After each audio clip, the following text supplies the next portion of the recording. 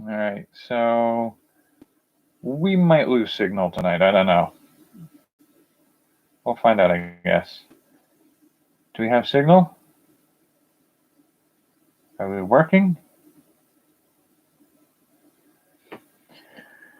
Hopefully, we'll get to see. Yeah, all right. So, I know I missed Sunday. I didn't really even realize what day it was when I was.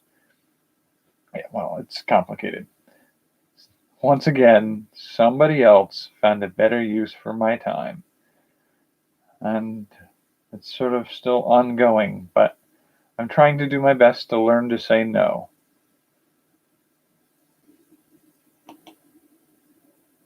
I've got things I want to do.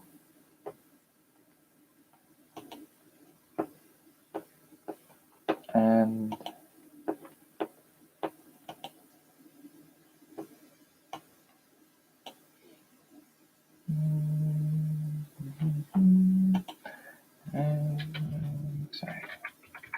so I've been sort of all over the place mood-wise lately, but I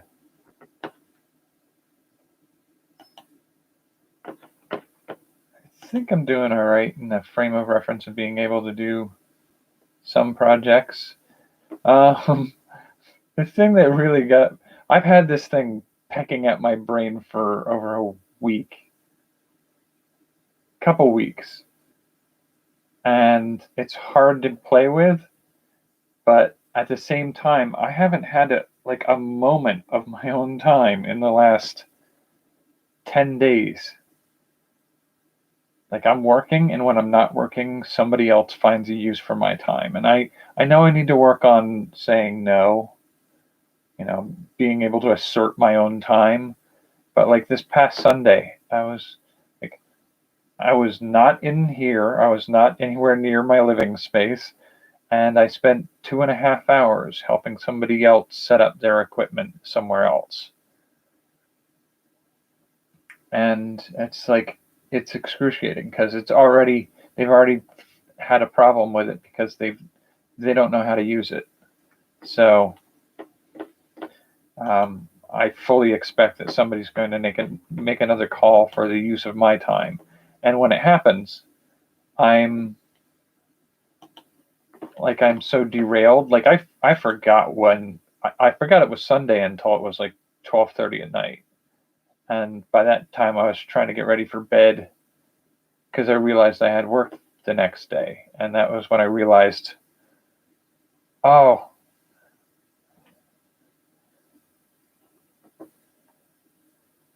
yeah, no, I did not post on Sunday because I hope your sister's doing all right.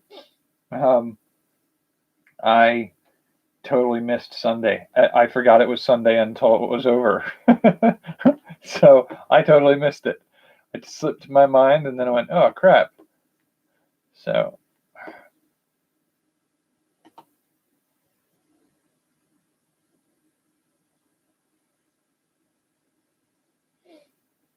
yeah.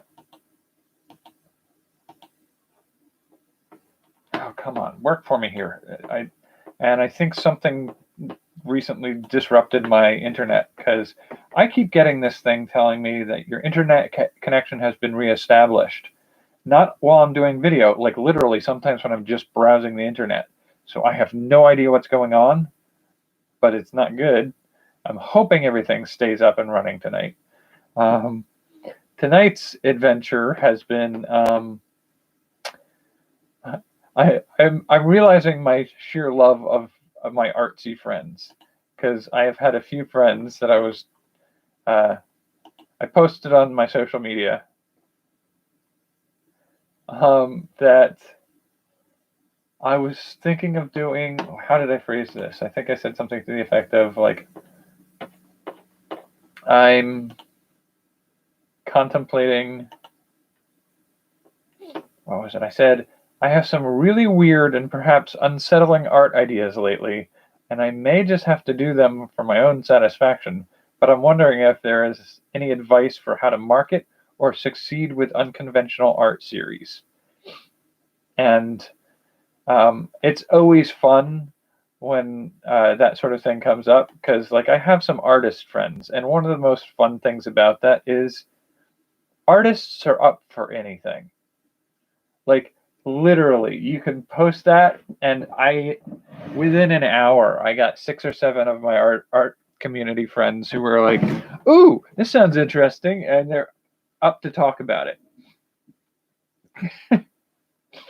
And so I've spent some time chatting with some people about some of my weird art projects ideas, and they are truly weird. But they're things that I know, like if I mention them to my mother, she would disown me.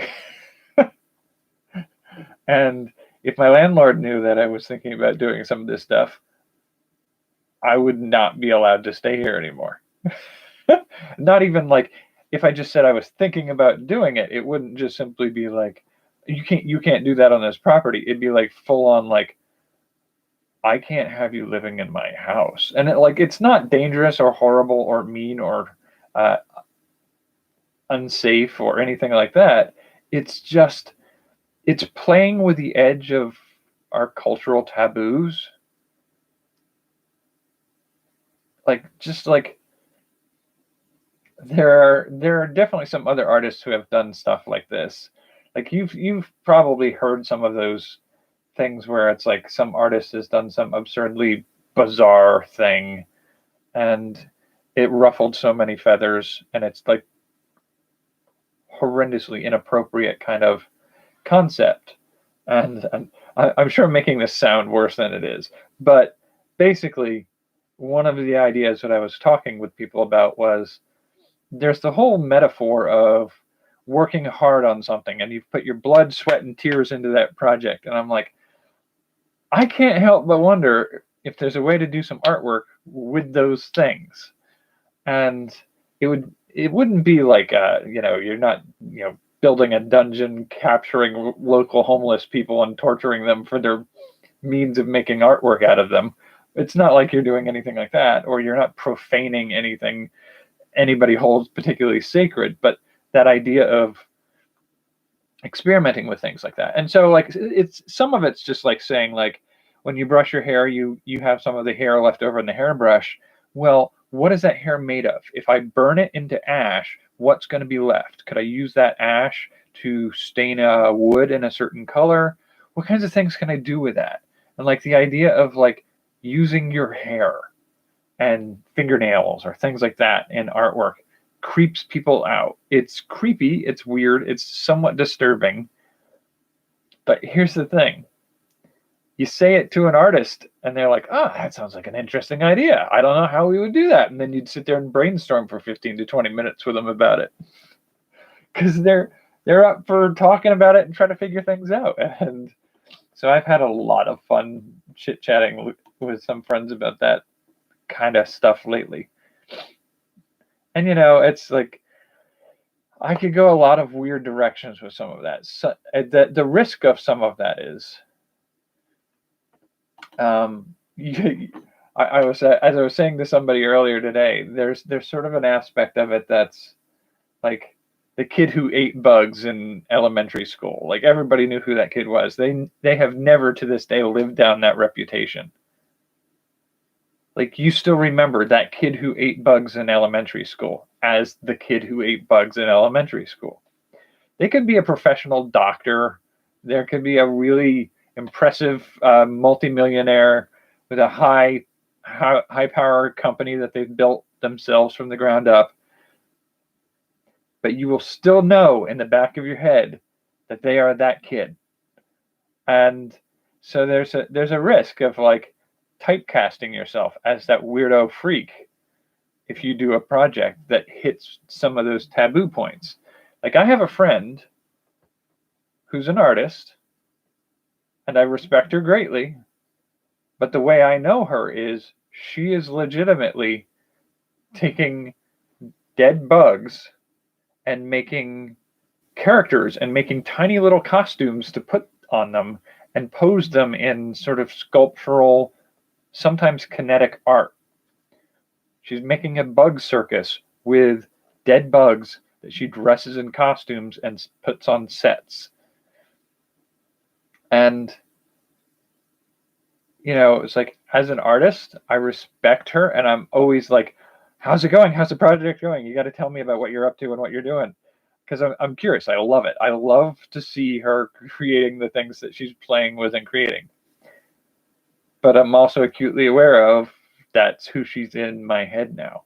Like, she could paint a beautiful landscape, and she could make all her art money from making beautiful landscapes for the next 5 years and not dress one more bug that entire time.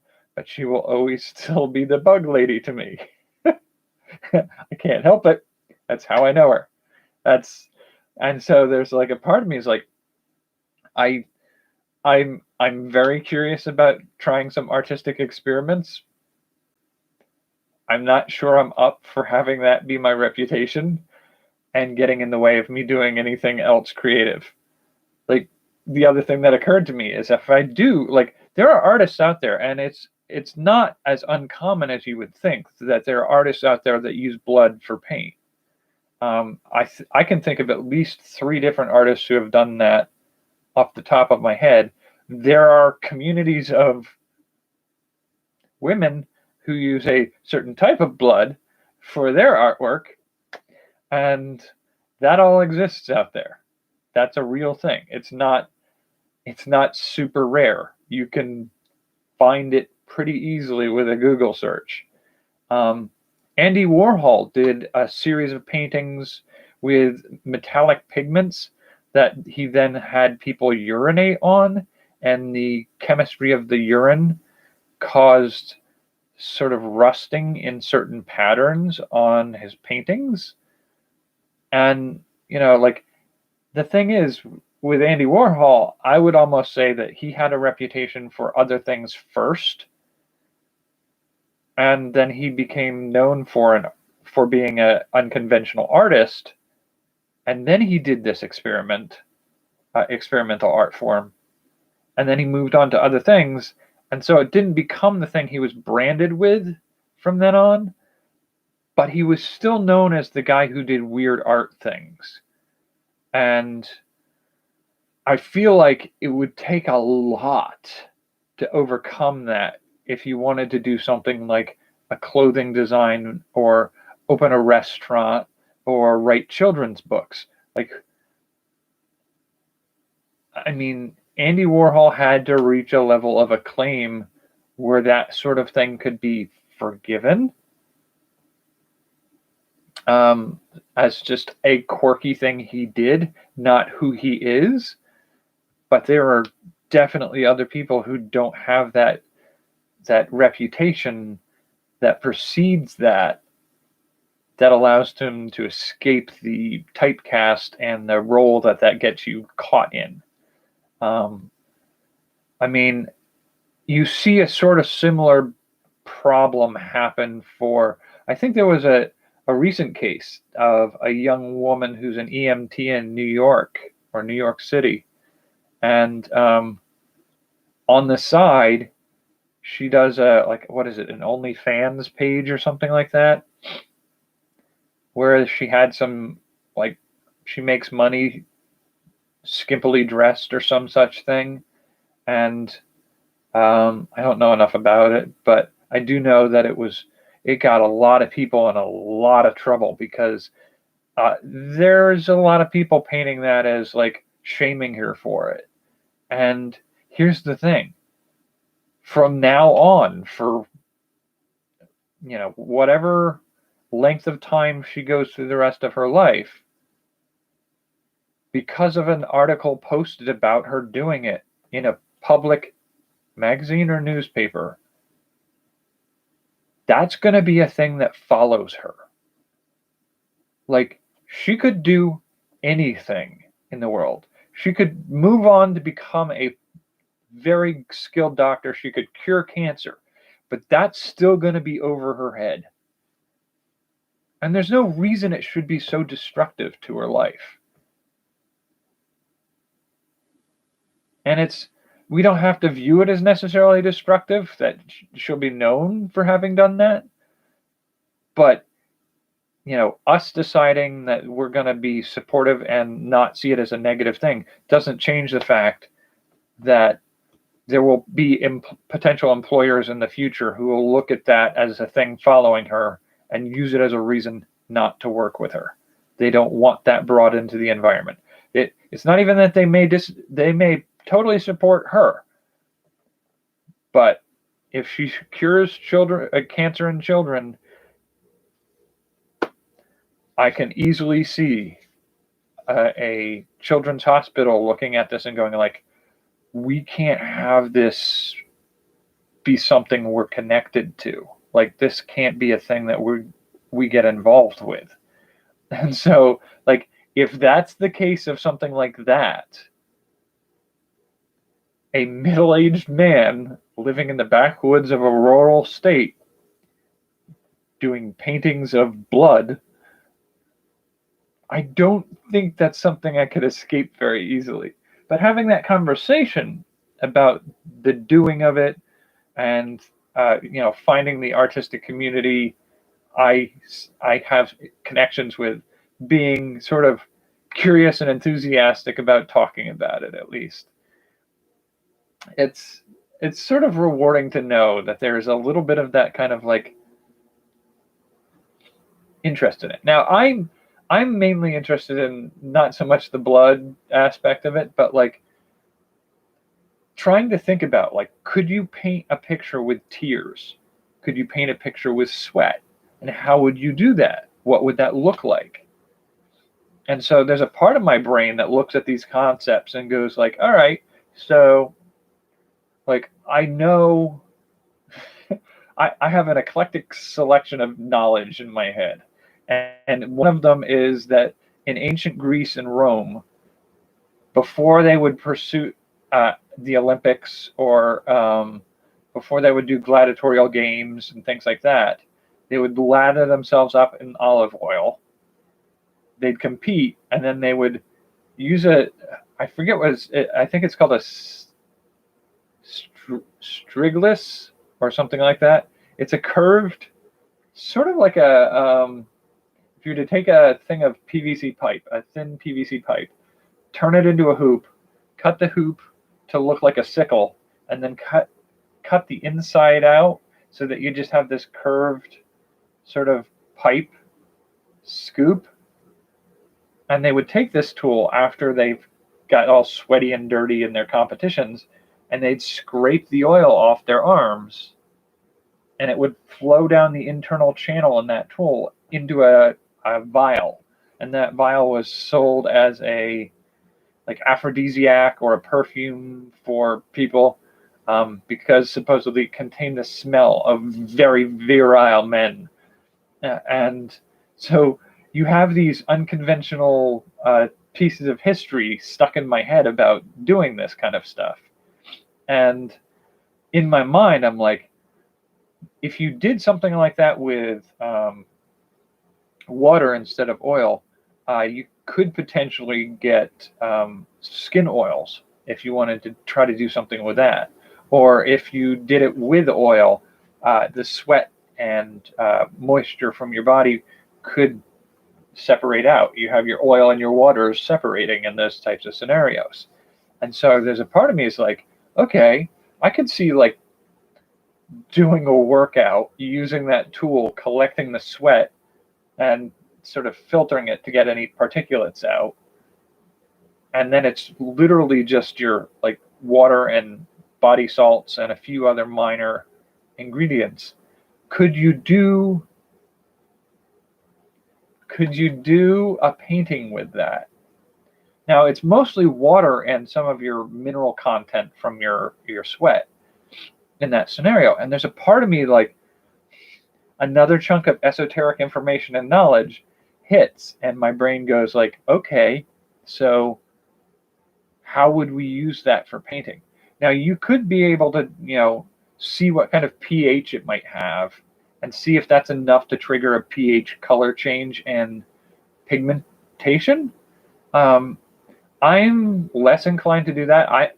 I'm more like the idea I had to play with, and I may give this a try at some point in the near future, was to see about doing the old invisible ink trick.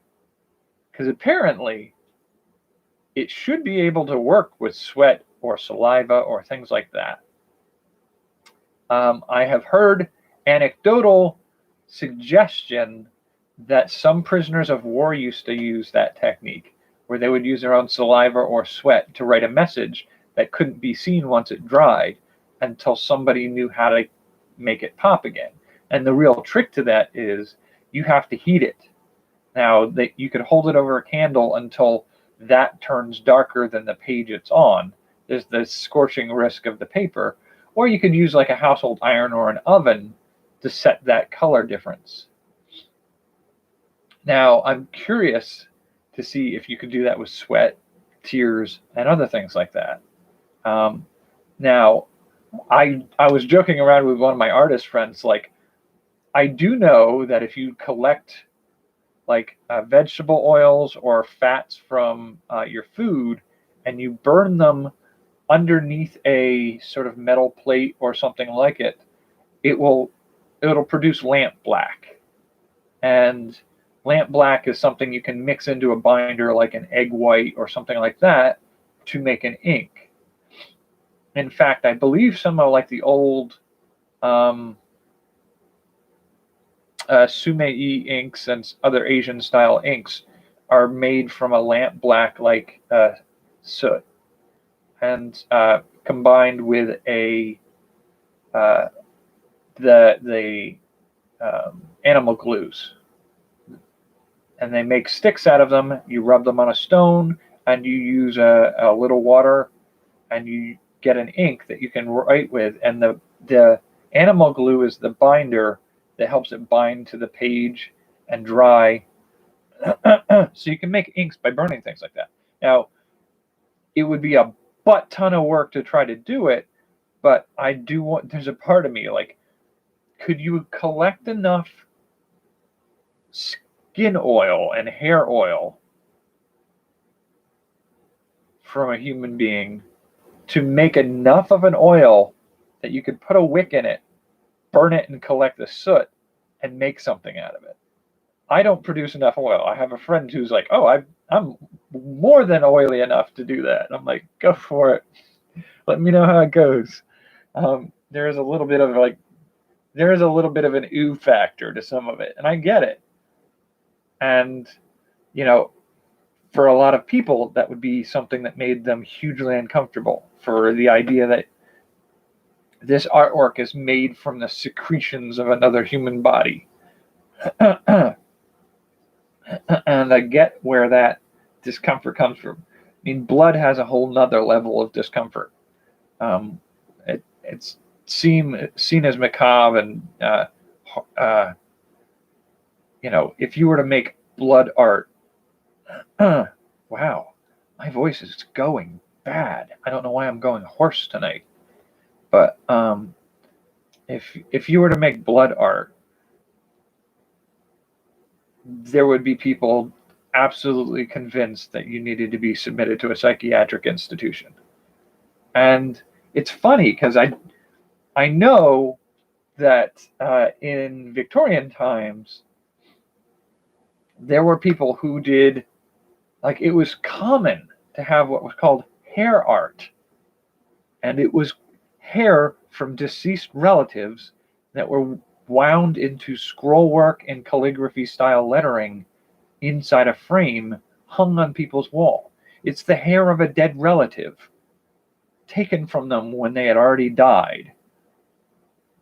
Much in the same way that it was pretty common in the Old West for people to get a picture with their dead relatives before they were buried. Like, there's just, it's not uncommon. It's not hard to find references for that. I'm not saying everybody did it. I'm just saying it's not hard to find the images for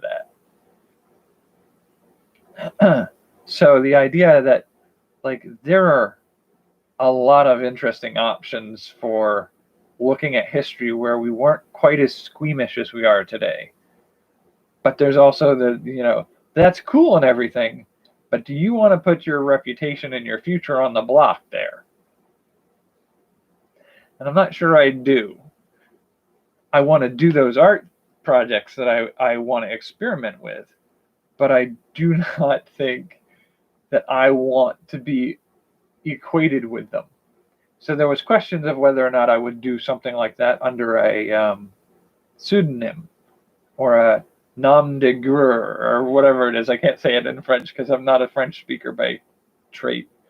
But the pseudonyms that some artists use for some of their works, I'm like, I'm probably definitely going to have to be doing that.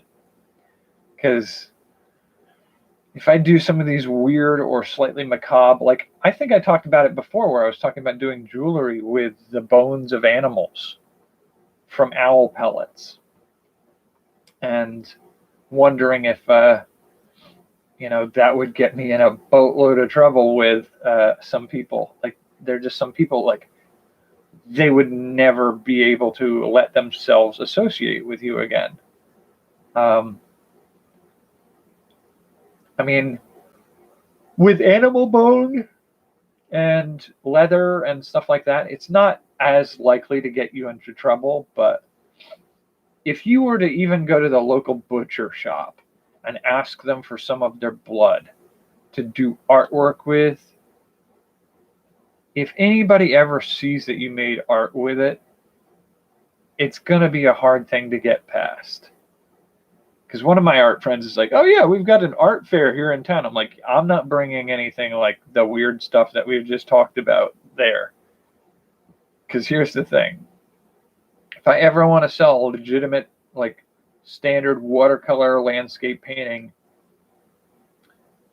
if I'm known as the guy who does art fairs with blood paintings, I'm never going to be able to sell anything.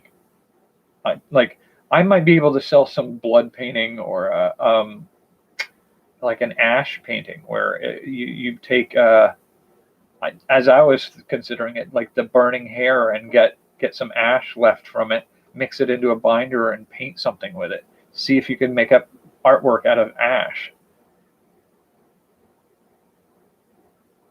And yes, and there are definitely vegan friendly things that you can do too. And I think I mentioned also once before that I came up with a jewelry line that was absolutely strictly vegan. Like nothing animal wise was used in the making of this piece of jewelry. No metals, no stones, no leather, no dyes from insects, nothing that wasn't plant based. And that's totally doable. And honestly, plant-based work is a lot easier to do. Like I can tell you chemically what you need to do to get plant-based colors to paint with. Like you can literally from your kitchen work with, and that's the thing. That's the thing that's really weird to me to a certain degree. Like it's weird to realize the limitations that are put on these things and how almost hypocritical they are. Because when you really think about it, like I can take an onion skin or a purple cabbage leaf and get from them pigments that I can use to dye wood and seal those woods with an acrylic varnish that would prevent them from oxidizing and changing color. So I could get purples and reds and all sorts of interesting colors from food scraps, things that are trash, like cut the tips off onions, peel the papery skin off. If you boil that skin, you can get some colors for making pigments for dyeing eggs or doing other interesting projects with. That's fine. Nobody has a problem with that. But the moment I cook down a piece of like a ground beef, pull off the liquid that I boil off, pop it in the refrigerator, take the fat that congeals and solidifies on top, and make a candle that I burn the oils from that to get the soot, and then use the congealed gelatin from underneath, reduce that down to make an animal hide glue kind of thing. The moment you're doing that with animal products left over from your animal foods, people get squicky about it. They are super uncomfortable by that idea. But they're not they have no problem with you using onion skins and cabbage leaves. Both are just byproducts of your food. And then there's the aspect of like, I can use egg whites as a binder. And that's like, there's a middle ground on that one. Some people are like, ew, this painting has egg in it. And some people are like, oh, that's really useful, like knowing how they used to do painting with egg. You can tempera paints were egg yolk. And so like that one has a little leeway on it, but the moment you step over into just full on using animal pieces, people get weird. And I get it. Like there is sort of something a little bit ghoulish about it. But like just being able to know, like, I can do these things with some vegetables, and I can do something equally as interesting with meat byproducts. You know, play with that edge. Be able to say, like, no, like, this is still legitimate. Like, I can appreciate that, but the reputation that either of those things end up giving the artist is a risk not worth taking. So I would definitely have to do it under a assumed name. I mean, if I write a children's book in 5-10 years, in the next 5 or 10 years, and it's known that the writer of this children's book is a middle-aged man living a hermit lifestyle in the backwoods of New Hampshire that did a series of paintings using animal blood or some such thing and the ashes from his own burnt hair. It sounds like some dark satanic ritual, because that's what it sounds like. And like, nobody's going to give me a chance to do anything that, you know, smacks of like forgiving that sin. And so it's like, okay, I get it. Like, this is definitely a playground to play with subtly and anonymously in, which makes it sound so much worse. Because really, what I'm not doing anything necessarily wrong. There's nothing evil, dangerous, or just sort of morally corrupt with what I'm doing if I experiment with any of these things. And like, the thing is, it's like you don't even have to go that far. Like, just the idea that, oh, that's that freak that paints with his own sweat. Like, that wouldn't go anywhere. Like, I wouldn't be able to outlive that experience whatsoever. And so if I'm gonna do that, I'm making a video about it online right now. Somebody's probably squicked out and weird if they ever catch this video at some point. But yeah, so it's like, but it's fun to think about. It satisfies a little bit of curiosity to try to learn and figure out a way to do it. Because that's the thing, is sweat. If I put sweat on the page, it's mostly going to be invisible until I do something that makes it visible. And it's sort of like that little bit of puzzle of how could I do this? And that little bit of like exploration, a little bit of mad science, all roll into that process. It's a rewarding thing to think about for me. Whether or not I actually do a series of paintings for that, I don't know. Like, I could do. See, that's the thing, is there's a part of me that wants to say, like, I could do like just sweat or sweat and tears or hair ash from burnt fingernails and hair and stuff like that.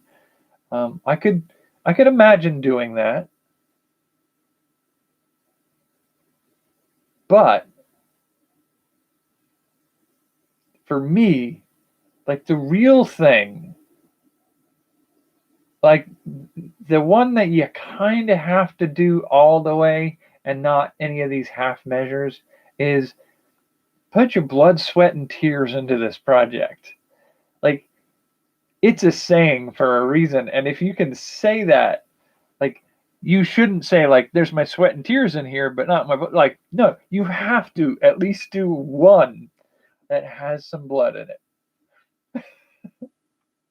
And it's just like, I just, like, I don't know how to, and that's part of the other thing is like, this is all from the frame of reference of like, I'm super curious about whether or not I could do this, and I kind of want to try just to experiment and see what I could do with it. But is there a way to sell this artwork? Can I get it in a gallery? Sorry, that was I just got a major painful twitch. A muscle just gave out on me for no apparent reason. But could I get a picture in a gallery? Could I sell a series of paintings like this? In all probability, it would probably be easier to sell prints of the artwork. So get a prints made, get a high quality photograph taken of it, and then have prints made of it.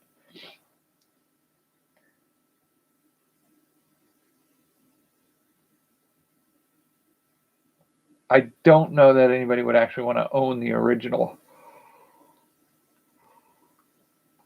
But for me, like, some of the appeal of making artwork is to share it and have people interested in having that artwork. So, like, you can do a one-off just to do an experiment, and that's one thing. But if I really wanted to full-on play in that environment, I think I'd want to make sure that there was a way to get that out there. And to a certain degree, it has both positives and negatives to it. Like, there's that negative aspect that we've talked about with the idea of people being disturbed by what the painting is made of. But at the same time, there's value in shock value. Making a shocking work is, in its own way, its own advertising. Like, it'll get traction, whereas a standard artwork used with standard materials won't ever get any traction. You could be the best landscape painter in your state. Getting seen and noticed is super hard. If you paint a picture of a pretty flower using your own blood, sweat, and tears, I can almost guarantee you, as soon as you get the word out that that's what that is, there will be people finding out about it and talking with other people about it. It has a virality to it, which is a disturbing idea in the day of a pandemic, to talk about the virality of biological materials from your own body. There is a certain sort of dark humor to that, I think. But like, that's something that can get traction quickly and gain attention. Now, at that point, like, you can get the attention if your artwork looks like a toddler made it with crayons, then that attention will be short-lived. But if you do an impressive and interesting artwork, and your medium happens to be one in which attention quickly and rapidly gravitates to, then you've sort of got something that could take off. I don't know. There's a part of me that feels like there's got to be a way to work around both halves of that. Like, take the opportunity to go big on those types of artworks that you do, but also find a way to not be caught up in it so that you couldn't ever do anything else. Because if I'm going to make my, like, card games and board games and video games, that I want to do things where I can donate a percentage, like 50 to 80% of the proceeds from sales of this game go to benefiting all sorts of good causes. Like, I'm not going to get the traction to get those off the ground if the guy who made this game that's going to benefit starving people makes artwork out of his blood and sweat. Like, the game's not going to be the thing that gets the attention, and it's never going to succeed like it should on its own. And so I feel like I'd have to really do them under alternate identities. Like, even just as much as we were talking about doing the organic plant-based creations as a line of jewelry. Like, if you make plant-based, no animal products, all organic jewelry, and a person who's buying that jewelry finds out, oh, you also made jewelry from the bones and fur of rodents from owl pellets, you're not going to get the sales of the vegetable-based works, because it's going to squick them out knowing that you do this other thing on the side.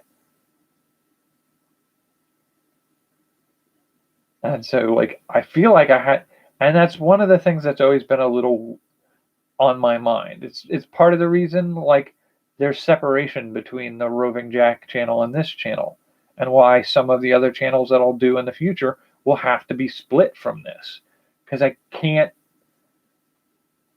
let the aspects contaminate each other. I mean, eventually there will probably be a point at which I can openly state that, yes, I am the person who does vegan jewelry and animal bone jewelry. I'm the guy who did children's books and video games that benefit the environment, and the guy who did paintings in blood. Like, there may be a point where I can say all that after the fact. But in the process of getting off the ground and getting each of the projects its attention that gets it somewhere, I don't know that I can risk that cross-contamination in the early stages. Maybe I'm just being paranoid. Maybe that's just me being silly. Like, but I don't know. I mean, it's a legitimate question in my head. Is there a way to do this right? And it's almost 45 minutes. I'll probably call it here for tonight. Hope your sister is doing all right. I know breaking your funny bone is no laughing matter, but I'm sure you will laugh about it at some point in the future with her, as long as she gets better.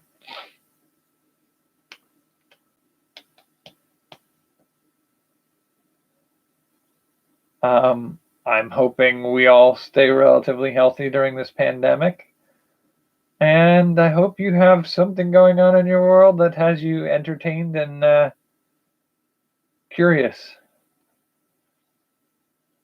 I'm going to call it here for tonight. I don't know why I seem to be losing my voice, but I am. And I will wish you a wonderful evening, and take care. What's next night? Thursday is next time.